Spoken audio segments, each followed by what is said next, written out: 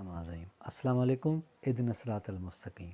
अंदरूनी क़ुवत कीअं वधाइजे? अंदरूनी क़ुवत मतिलबु माण्हू जी सोचण जी क़ुवत, माण्हू जी उहा सघ जंहिंसां उहो फ़ैसिला करे सघे, माण्हूअ जी उहा स्ट्रेंथ जंहिंसां उहो ज़िंदगीअ जे सफ़र खे जारी रखे सघे, या माण्हूअ जी उहा ई सघ जंहिं बुनियाद ते हू माण्हुनि सां मिले, उथे वेहे ॻाल्हियूं करे ऐं उन्हनि ते पंहिंजो असरु छॾे। उन लाइ जेका बहितरीनु शइ पहिरीं हूंदी आहे त शो, यानी मां हीउ कमु कयां थो छो थो कयां, मां हिन माण्हू सां हीउ रवैयो रखां थो छो थो रखां, मां हीअ ॻाल्हि करणु चाहियां थो छो थो कयां, मां हीउ अमल करणु चाहियां थो छो थो कयां। उन्हनि जॾहिं सुवालनि जा जवाब तव्हां हथु कंदव या हथीका कंदव या तव्हांखे जवाब मिलंदा, उन खां पोइ ई तव्हां अंदरूनी तौर ते मुकमल तौर ते सघाता थी वेंदव ऐं सघ वारी पर्सनैलिटी थी सघो था, वरना त इंसानु इंतिशार जो शिकार ई रहियो आहे। जॾहिं तव्हांखे इन शो जो जवाबु मिली वेंदो त उन खां पोइ पंहिंजो पाण खे अहमियत ॾियणु शुरू कयो, पाण खे अहमियत ॾियो, पाण खे अवलियत ॾियो, पाण खे ई कुलनी खां अॻु में प्रियॉरिटी ॾियो। तव्हां ईअं महसूसु कयो त तव्हां लीडर आहियो ऐं हीअ दुनिया सॼी तव्हांजे लाइ हिकु प्लेटफॉर्म आहे जंहिं ते तव्हांखे खेॾणो आहे, रांदि करणी आहे। ऐं ज़िंदगीअ खे जॾहिं तव्हां रांदि वारे नमूने सां वठंदा आहियो त कॾहिं शिकस्त ईंदी आहे, कॾहिं माण्हू खटंदो आहे, कॾहिं नाकाम थींदो आहे, कॾहिं कामयाबु थींदो आहे, त उन खां पोइ तव्हां पंहिंजो पाण खे अहमियत ॾेई सघो था या पंहिंजो पाण खे उन ई दर्जे ते पहुचाए सघो था जेका अहम हूंदी आहे। पंहिंजी ज़हनी क़ुवत वधायो।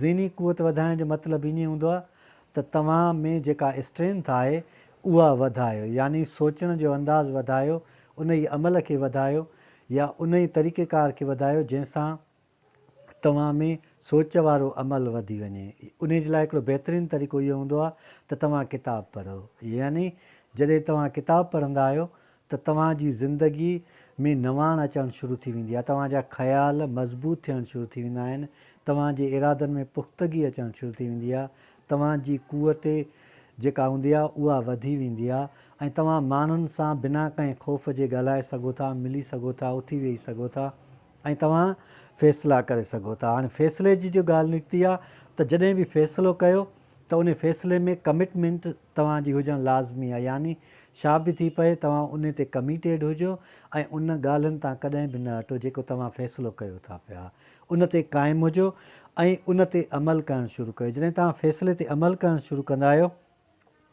त जेको ख़ौफ़ हूंदो आहे उहो तव्हांखे रोके न सघंदो आहे। आमतौर ते माण्हू जॾहिं फ़ैसिलो कंदा आहिनि त उन्हनि खे ख़ौफ़ ई रहंदो आहे त शायदि हीउ कारिजी वञे, शायदि हिन खे तकलीफ़ पहुचे, शायदि हीअं बि थिए। इहे अंदेशा एॾा ख़तरनाक हूंदा आहिनि माण्हूअ जी ज़िंदगीअ में जो हुनजो सुकून खसे छॾींदा आहिनि। तंहिंजे करे फ़ैसिलो करणु वक़्तु हमेशह समूरनि पहलुनि ते, समूरनि पासनि ते, समूरनि कार्नर्स ते या कुंडुनि ते सोचे ऐं उन खां पोइ फ़ैसिलो वठो ऐं उन फ़ैसिले ते सदाईं जे लाइ क़ाइमु रहो ऐं तव्हांखे का बि क़ुवत उन फ़ैसिले तां हटाए न सघे। जॾहिं तव्हां में फ़ैसिले करण जी क़ुवत अची वेंदी आहे त उन खां पोइ जेका अंदरूनी क़ुवत वधाईंदड़ शइ हूंदी आहे, पाण सां मुहबत कयो, पंहिंजा दोस्त थी वञो, यानी तव्हां पंहिंजा फ्रेंड थी वञो, पाण सां वेहो, कचहरी कयो, ॻाल्हियूं कयो।